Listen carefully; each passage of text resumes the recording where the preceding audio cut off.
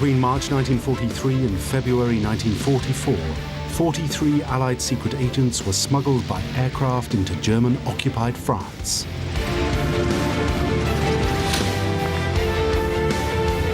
Their task was to create chaos behind enemy lines.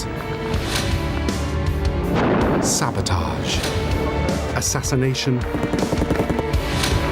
and mayhem. Everyone knew it was a dangerous job, but they didn't know how dangerous.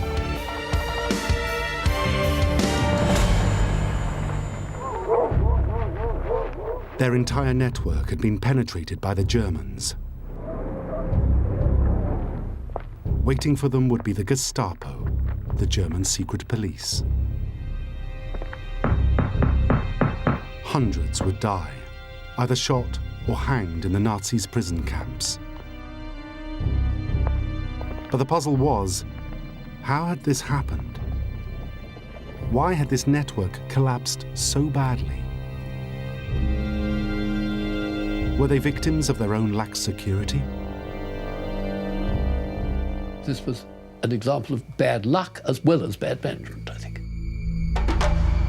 Or was it because of this man, Henri Dericourt, who some still believe to be a double agent?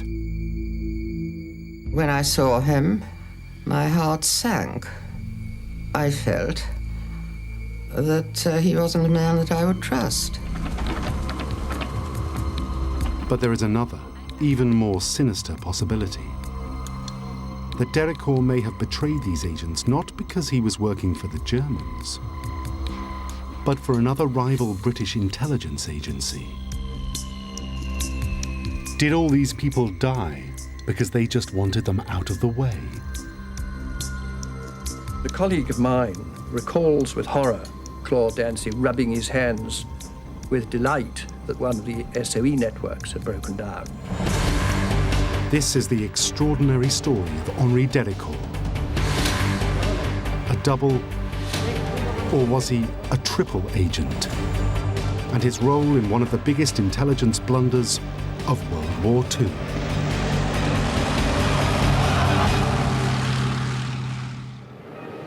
Nun rücken über dieselben Straßen deutsche Truppen in Paris ein. On the 14th of June 1940, Hitler's armies reached Paris.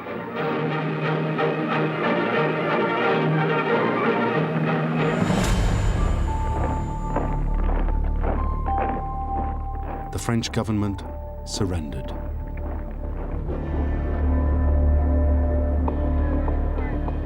The horrified French citizens soon learned that their country was being split in two. The Nazis would rule the north. A collaborationist regime was allowed control of the south.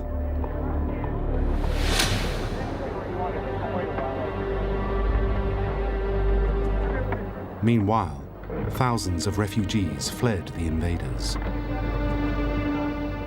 Some headed to the hills and the woods and formed the resistance movement. Others, like Charles de Gaulle, managed to get out of the country altogether. Many to Britain. Among them was Henri Dericourt.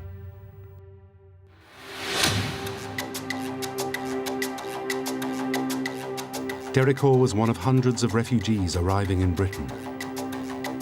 He had got there thanks to an escape route organized by MI6, the Secret Intelligence Service, also known as SIS.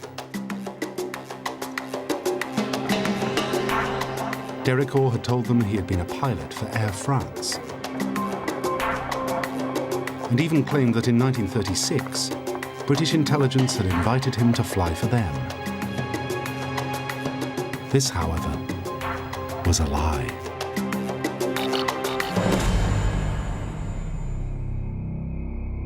Dericourt had never been approached by SIS. They swiftly unpicked his story. But instead of treating him with suspicion, they recommended him to another secret organization. It would be the first of a string of strange interventions by SIS in the mysterious saga of Henri Dericourt.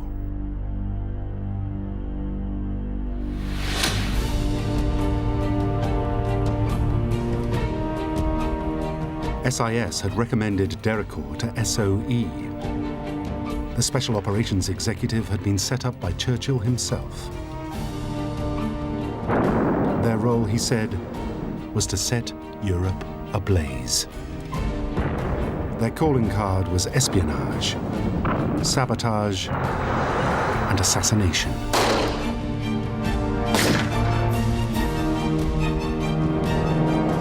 Their task was to wage a covert war in the heart of enemy territory.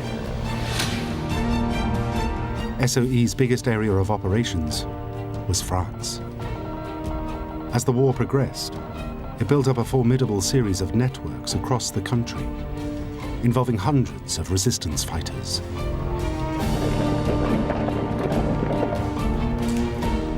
Every occupied country had a country section in SOE, preferably staffed by people who knew something about the country, had been there, spoke its language, and had tentacles out both to people still in the country and to the government in exile, if there was one, as there usually was in London.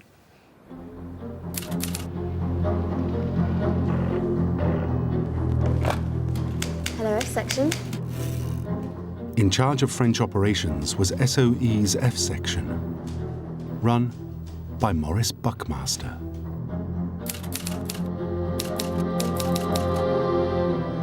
Buckmaster, like many of SOE's senior figures, owed his position as much to his social connections as to his abilities.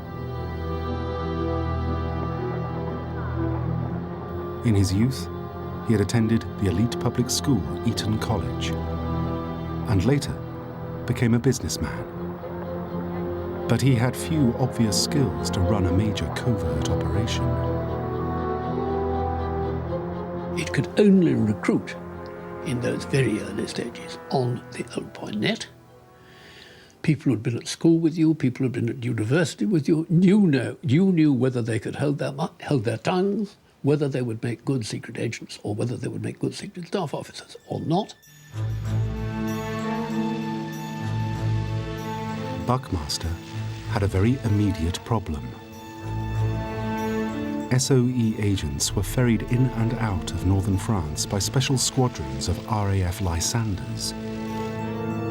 But these planes could not land just anywhere. And SOE's agents in northern France were repeatedly failing to provide proper landing sites. The RAF warned Buckmaster that they would have to cancel their flights. Some of the landing grounds that had been selected by untrained people, resistance people, proved to be very boggy, or the plane got stuck in them, or else they had a tree growing up in the middle of the landing place or whatever, totally unsuitable.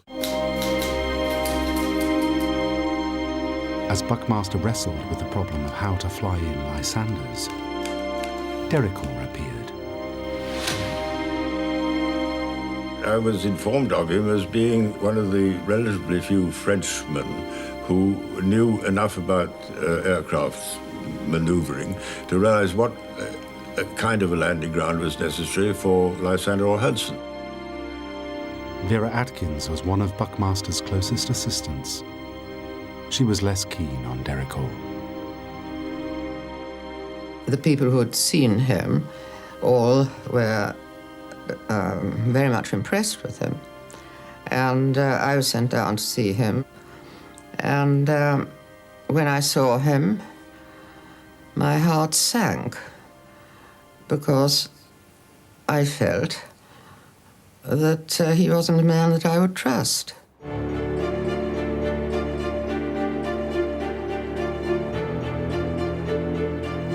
But Dericourt had a trump card. He knew Buckmaster's number 2, Nicholas Boddington. They had met in Paris before the war.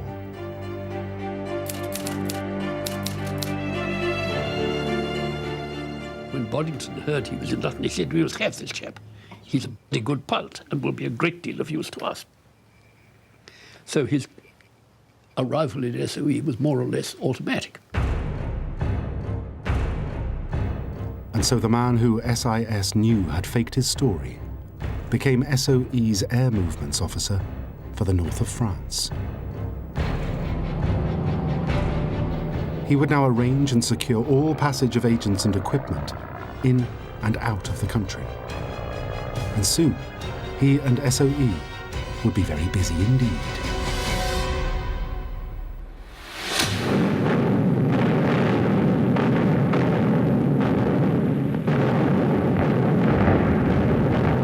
By the winter of 1942, Hitler's army was in deep trouble. Its invasion of Russia had stalled. 100,000 German troops were now trapped by the Red Army in the city of Stalingrad.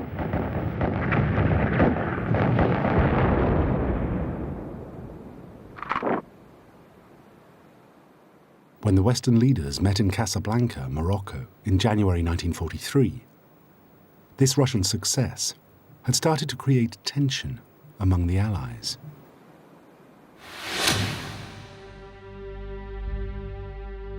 Soviet leader Joseph Stalin made it clear that he was fed up with fighting the Nazis on his own.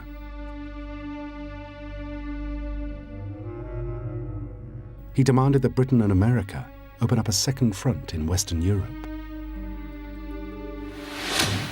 Das Fort Bir Hakeim, der südlichste Eckpfeiler des britischen Verteidigungssystems in Nordafrika, ist genommen. But the Western Allies were locked in a bitter military stalemate with the Germans in North Africa. Ist wegen seiner Wasserstellen von ausschlaggebender Bedeutung. They didn't have the forces in place to open a second front in Europe. And they wouldn't until at least 1944. But Churchill and Roosevelt felt that they had to do something.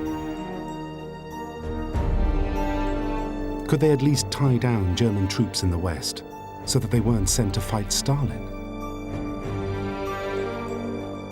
And so they devised an ingenious deception plan named Cockade.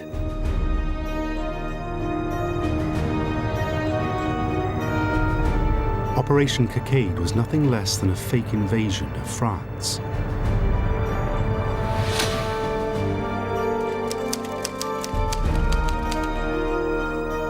To make this deception all the more convincing, SOE was ordered to ramp up its campaigns in northern France. It was told the invasion was for real and would happen in November 1943. So SOE began dropping more and more equipment into France. One of the main recipients of SOE's equipment was the so-called Prosper Network. Prosper had been set up in October 1942. It had links to hundreds of resistance cells and with 1,500 members was SOE's biggest operation in France. Its leader was Francis Suttle, whose codename was also Prosper. He used the prospect of the Second Front to galvanize his network. Among them was Jacques Biéreau.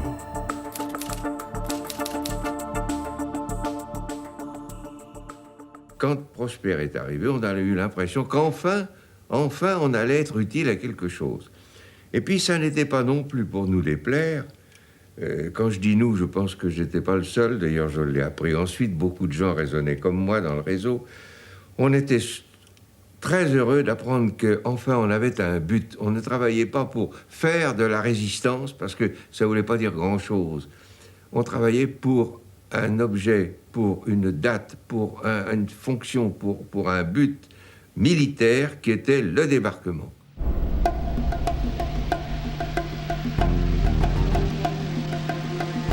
Fundamental to the success of the Prosper Network's new mission was SOE's new air movements officer, Henri Dérichon.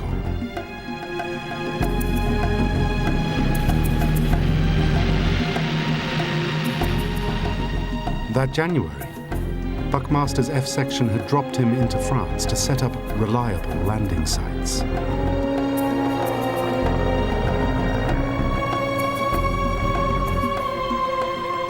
He made his way to Paris, and there he organized the comings and goings of Allied agents in and out of the country. There were 2 or 3 cafes in Paris. If you said the right code word to the barman, he would put you in touch with Jericho. Jericho would come to the cafe, would look you over, the further exchange of passwords. If he was satisfied that you were an F agent, he would tell you when to turn up at which railway station.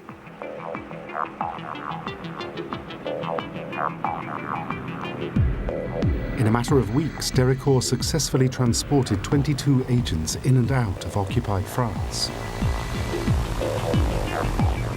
Thanks to Dericourt, Prosper was on the move. They had a dozen hideouts, 33 dropping grounds, and had received 254 containers of equipment.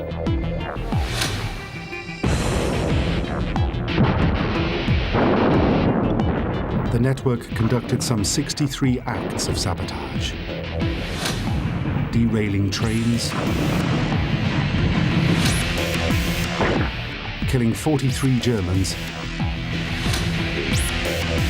and wounding 110.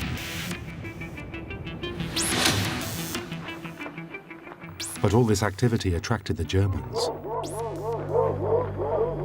They were soon scouring the countryside looking for Prosper's agents.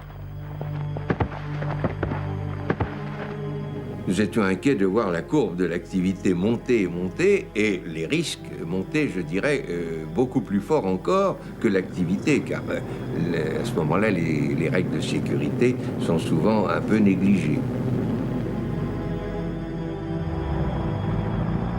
This attention started causing problems for another secret British operation, the Secret Intelligence Service, or SIS.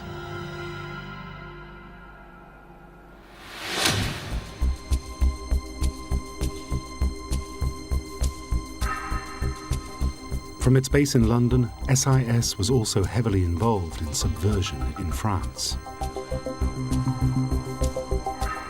But its job was very different to SOE's. While SOE was all about creating chaos, SIS operated by stealth.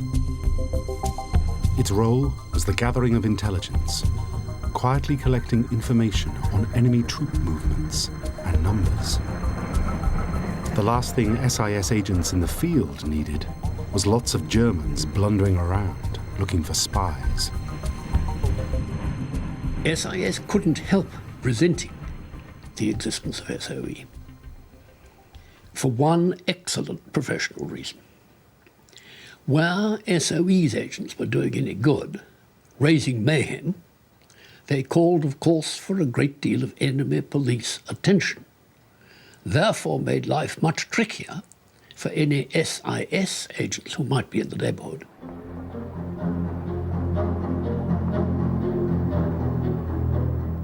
Prosper's activities especially angered one senior SIS officer.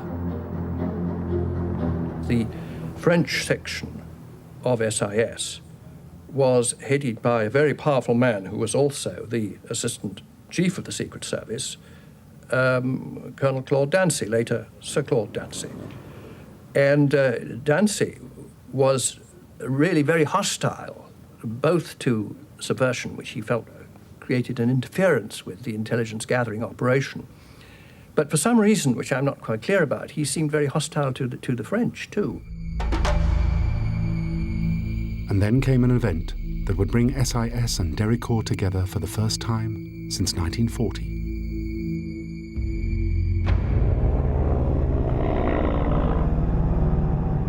A Lysander almost crashed on landing in France.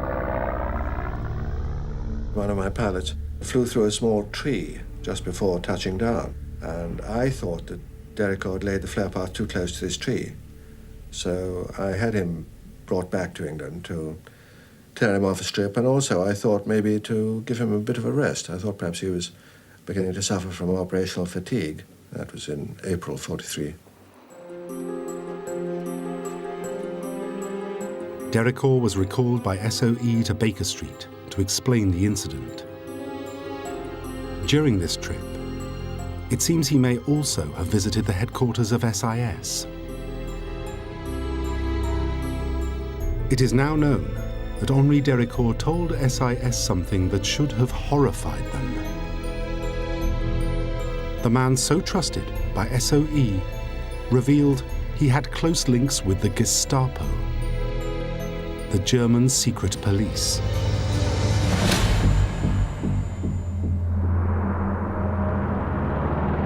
It all went back to his days in Paris before the war. There, Dericourt had not just met SOE's Nicholas Boddington, he had also met Karl Bermelberg.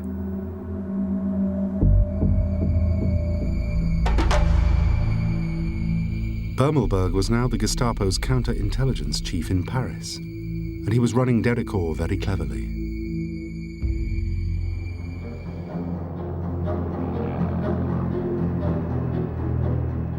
Before each flight, Dericourt would notify Bermelberg of the time and place of each journey.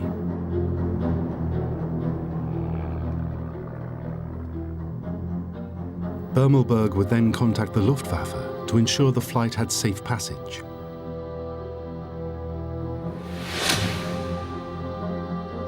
Then, rather than arrest the agents as they landed, Bermelberg had them followed.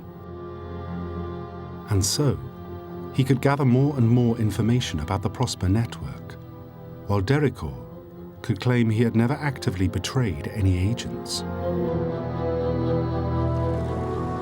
Dericourt was also in charge of SOE mail, bound for Britain from all over France.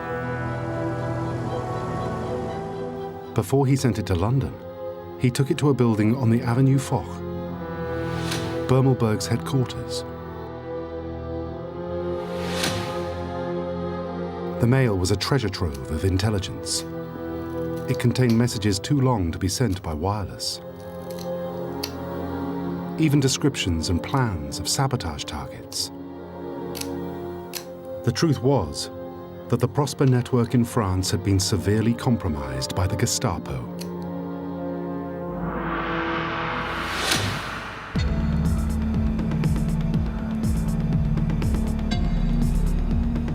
SIS should have notified SOE immediately, but they said nothing. Instead, SIS instructed Dericourt to resume his contact with the Gestapo and keep them informed.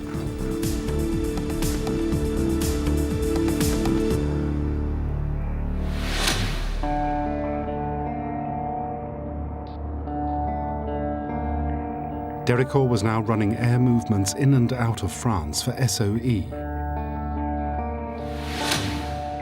He was supplying SOE intelligence to the Germans, and he was reporting secretly to SIS. He was a triple agent.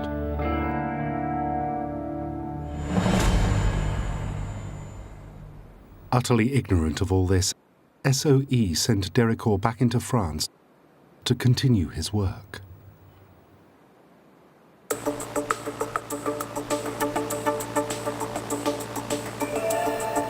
On the 16th of June 1943, another Lysander landed in France. On board were 4 more agents, all part of SOE's effort to step up activities as part of Cockade. The agents were met by Henri Dericourt. Among them was a young woman, codenamed Madeleine. Noor Inayat Khan was just 29 years old.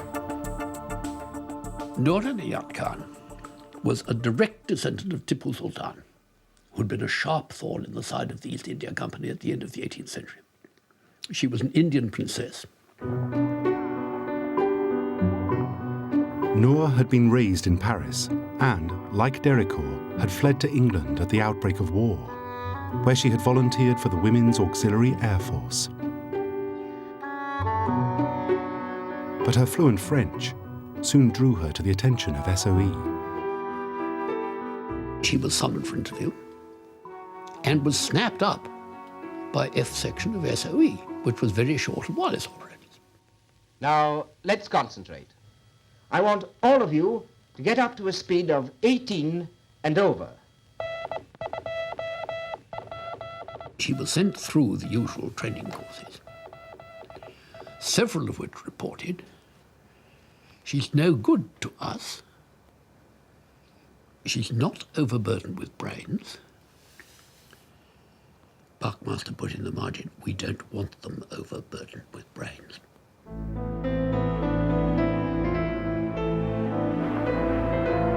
Noor was sent on a brief but intensive SOE training program, after which she was considered ready for active service in France. Many felt she wasn't up to the job. I think it was a great mistake to send her. She was quite unfit for the clandestine struggle. After being met by Déricourt in France, Noor made her way to her home city of Paris and went to an agreed rendezvous point. There she made contact with the Prosper Network's leader, Francis Suttle. Within days of reaching Paris, she was transmitting to London. But despite the successful start to her mission, the Prosper Network would be destroyed within weeks.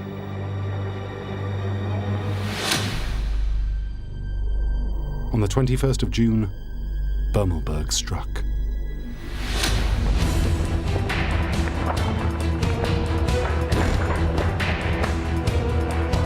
Two Canadian agents were arrested.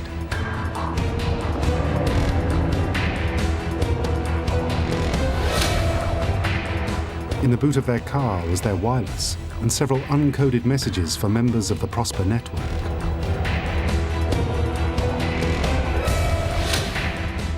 In the glove box were the addresses for 3 more Prosper members.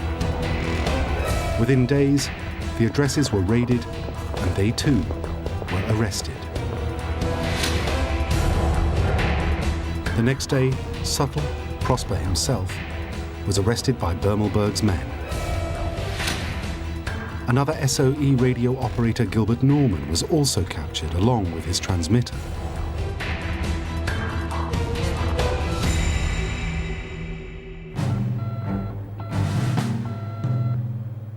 The Germans now used that radio to contact London, pretending to be Norman.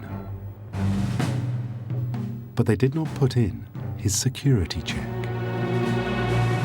A secret code, meant to be in every message he sent, which would tell SOE in London that he was safe.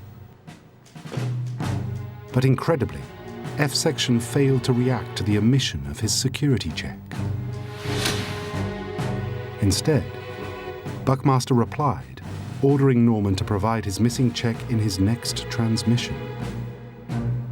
It was only when SOE received word from Noor Inayat Khan's radio that they finally realized that the Prosper Network was in jeopardy.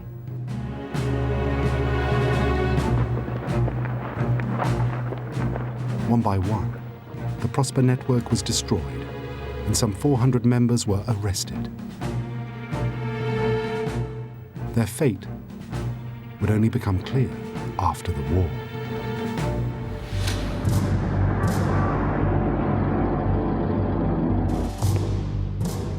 By mid-July, Noor Inayat Khan was F Section's sole remaining radio operator in Paris. So head of F Section Maurice Buckmaster ordered Noor to return to Britain. But she refused. Buckmaster, even though he knew that Prosper was in trouble, accepted her decision. Her staying would seal her fate.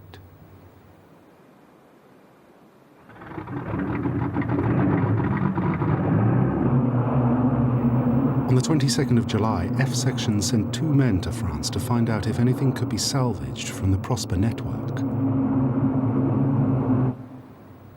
One was Déricourt's old friend, Buckmaster's deputy, Nicholas Boddington. The other was a radio operator, Jack Agazarian. That night, Henri Déricourt met them from the Hudson aircraft as it landed north of Angers.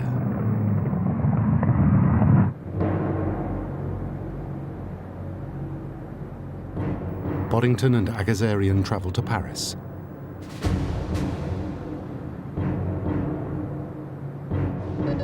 From a safe house, they tapped out messages to other operators in the city, hoping for some kind of response.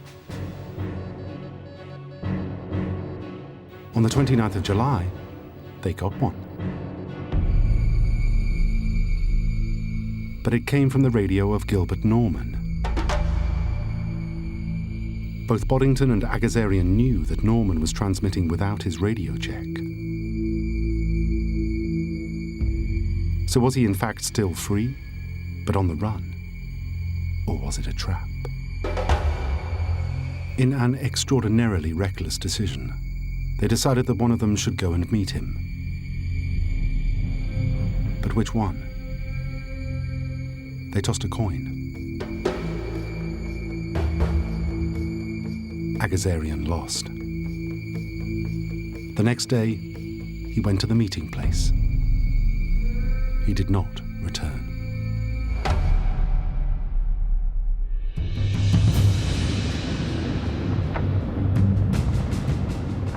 Boddington now turned to Dericourt to arrange his return to England. Dericourt then revealed that he would be able to get Boddington back to London by arranging his safe conduct through Luftwaffe airspace.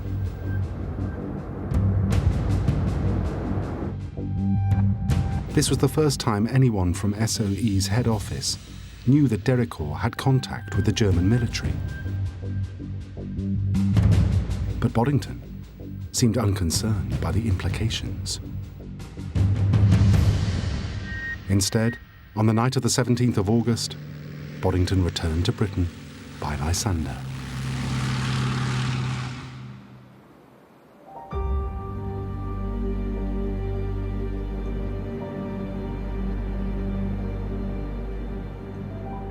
On his arrival in London, he told Buckmaster about Dericourt's links with the Luftwaffe. But that whatever had gone wrong with Prosper, it certainly had nothing to do with Dericourt.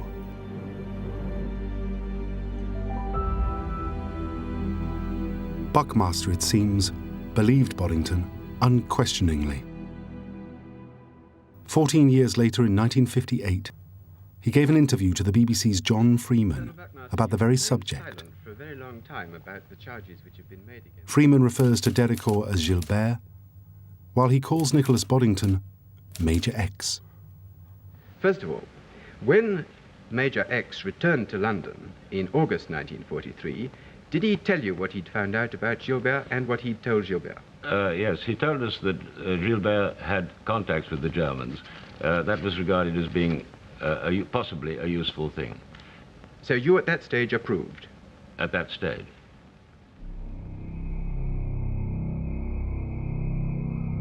On the 13th of October, the Gestapo finally caught up with Noor Inayat Khan. When she was arrested, her inexperience as a spy was evident.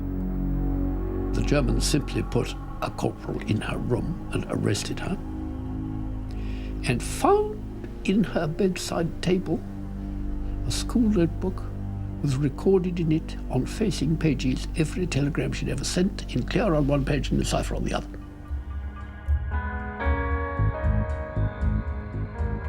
Bermelberg's deputy, Hans Kiefer, began playing what the Germans called the radio game, or Funkspiel.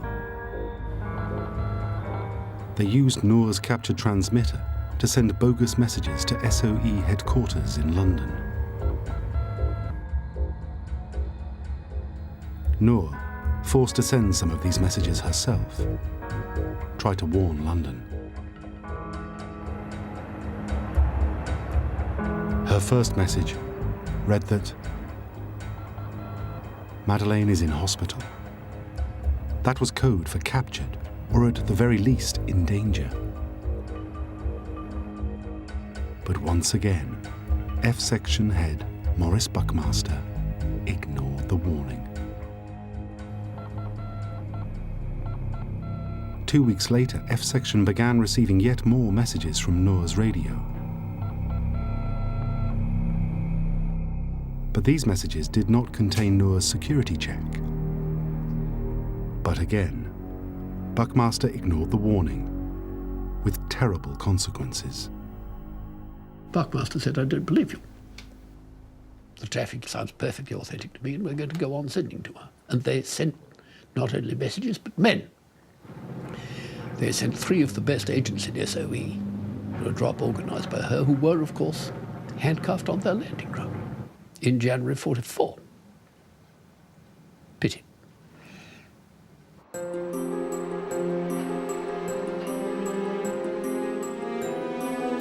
When the truth finally dawned in London, the SOE's head, Colonel Gordon Gubbins, launched an inquiry. Had SOE been incompetent?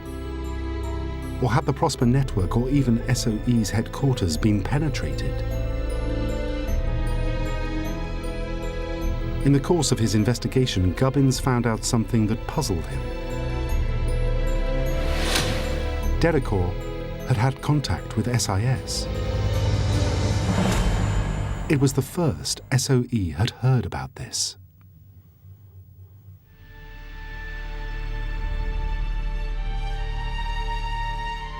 Gubbins now sought out SIS's head of French section, Claude Dancy.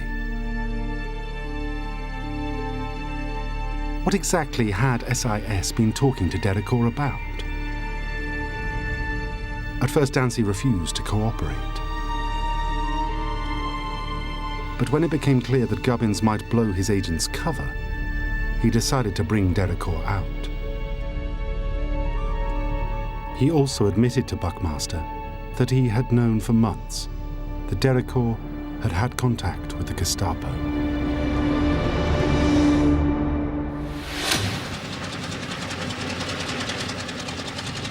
On the 8th of February 1944, Dericourt and his wife left France for England.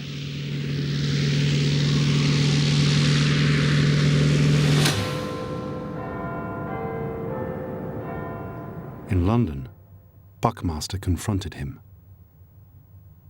Group Captain Hugh Verity joined the meeting. We all 3 sat in comfortable armchairs, and after a little bit of chat, Maurice Buckmaster confronted Dericourt with the accusation that he'd been working with the Germans in Paris. I must say I was really astonished at how deadpan Dericourt was. He didn't seem to react to that with any emotion at all. He simply explained that to do his job for F Section efficiently, he had to be on pretty good terms with the German authorities in Paris, and in fact supplied them with black market oranges.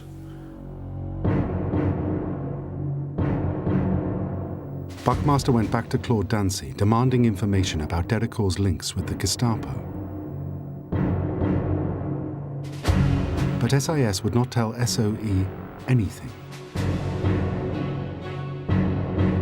So SOE were forced to conclude that Dericourt had no case to answer. He was off the hook. But his days of working for SOE were over.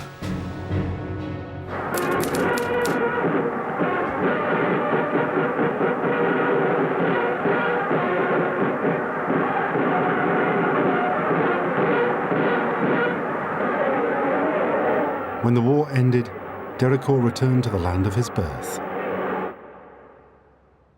There he resumed his pre-war job as a pilot.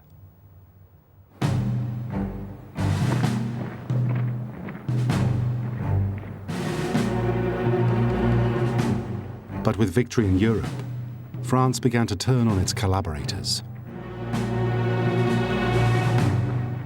Hundreds of them were rounded up. And questions were again being asked about the collapse of the Prosper Network and Dericourt's role in the affair. In November 1946, he was arrested by the French authorities on a charge of supplying intelligence to the enemy.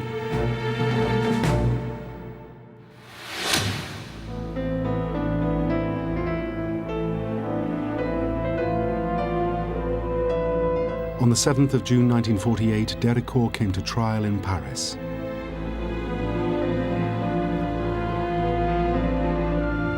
His defense was based on two facts. Not one single agent's arrest could be attributed to him, and that he had transported 110 agents safely through his channels.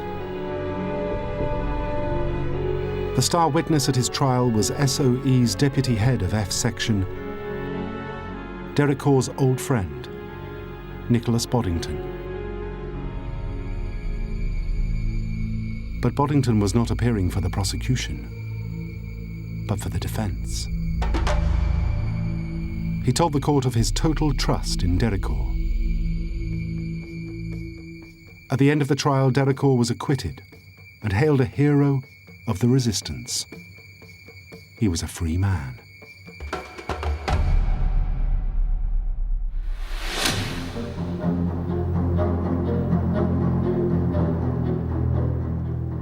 So what is the truth about Déricourt and the Prosper Network? One possibility is that Déricourt was actually telling the truth. He may have had links with the Germans, but these had actually helped him get SOE agents in and out of France. And he never actually betrayed any agents at all. If so, the real reason for the Prosper Network's collapse may simply have been incompetence on the part of SOE. It is certainly clear that Buckmaster and some of his team were not up to their jobs. In spite of his remark about Noor el-Hayat and not wanting them over laden with brains, he wasn't over laden with brains himself. He was nothing like as bright as the men he was combating. Yet it seems doubtful that even the blunders committed by Buckmaster's SOE could be solely to blame for what happened. Déricourt was, after all, giving information to the Gestapo chief Karl Bermelberg by letting him read SOE's mail. It seems highly likely that this at least had something to do with the Prosper Network's fate. If so, then Buckmaster and Boddington were guilty of another form of incompetence. They knew about Déricourt's dealings with the Luftwaffe. This should have rung alarm bells, but it didn't. In the 1958 interview, John Freeman asked Buckmaster some more direct questions. Again, Déricourt is referred to as Gilbert. Well, now, if you knew that Gilbert was a double agent, which you seem to have done in August 1943, weren't you taking a terrible risk with the lives of your own people? Because, after all, double agents have to give some value to both sides, and you did, in fact, have very heavy casualties in your section during the time that Gilbert was your air movement officer. Yes, but but when Gilbert was doing this operation, he carried out a whole series of operations perfectly successfully and satisfactorily, which indicated that he was doing a job which couldn't, in fact, be done by anybody else. It's still true that your major network was captured at that time, wasn't it? One of the major networks, yes. But even if SOE was incompetent, there was one highly able British organisation that had long known of Déricourt's links with the Germans. SIS.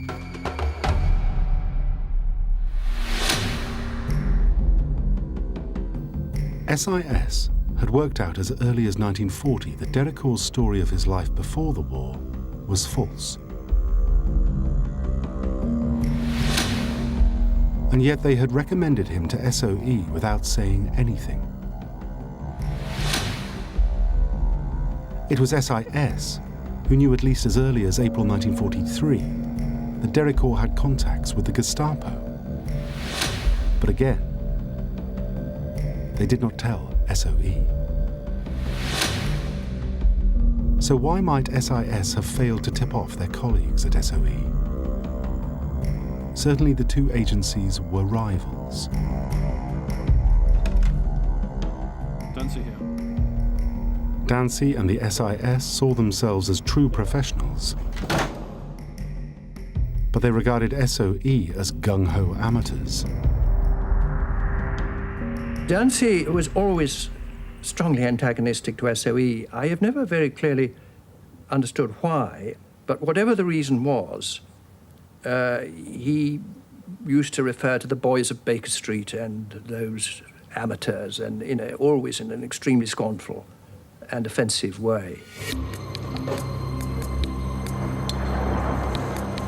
There is no doubt that Dancy was alarmed by the huge increase of activity undertaken by Prosper as part of Cockade. The SOE's acts of sabotage and the German response imperiled their own more covert spying activities. So had they let Dericourt betray SOE just to get their rivals out of the way, while at the same time using him to gather information about the Gestapo? It seems preposterous. There is a myth that he was a double agent planted in SOE by SIS, which there's no need to believe. SIS didn't need a double agent in SOE. Claude Dancy had a desk in Baker Street, was SIS's official liaison officer with SOE, and saw the whole of SOE's wireless traffic every day, in and out. He didn't need a spy in SOE. Buckmaster, in public at least, dismissed the notion that SIS was out to get him. Is it possible, a quite different question, that your own rather amateur organization was in fact penetrated not by Germans, but by a more professional British intelligence setup, and that your agents, without your knowledge, were being fed like tethered goats to the Germans in order to distract the German attention from the activities of the British espionage network? That's quite a ridiculous allegation to make. Perfectly absurd. Well, I'd like to expand that, Please. if I may. To begin with, SOE was neither more nor less amateur than any other branch of the service. There are amateurs in every part of the service. The regular army is only a part of the forces which are engaged in war. The SAS was composed very largely of amateurs. I don't think they can be blamed for doing their job, and if we hadn't had amateurs, we shouldn't have had call on that extraordinarily wide variety of knowledge on a number of subjects, which was one of the great strengths of SOE as it was constituted. I accept all that, but I repeat, you find my suggestion absurd. I find your suggestion that another British organization used us as stool pigeons for something else quite ridiculous and untrue. However, the idea that Dancy might have let Dericourt betray SOE is not quite so absurd.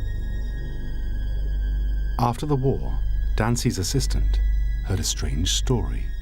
A colleague of mine working in SIS recalls with horror how he came upon Claude Dancy rubbing his hands with delight and feeling that this must be some lost German loss, and was horrified to discover that this, in fact, was that one of the SOE networks had broken down. Was Dancy's glee the joy of a man who had been secretly working for SOE's downfall? Was Dericourt working against SOE for both the Germans and SIS? One man who could have answered that was Henri Dericourt himself. But on the 21st of November 1962, a plane flown by Dericourt crashed in Laos. All the occupants were burned beyond recognition. The cause of the crash was unknown, but with his death, Dericourt took the truth about his role in the fall of Prosper to the grave.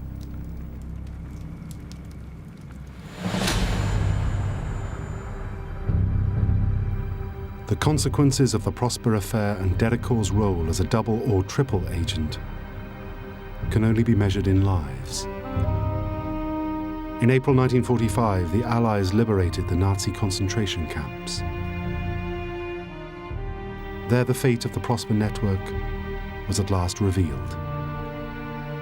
Dozens of its members, including Francis Suttle, Gilbert Norman, and Jack Agazarian, had been sent to concentration camps and executed.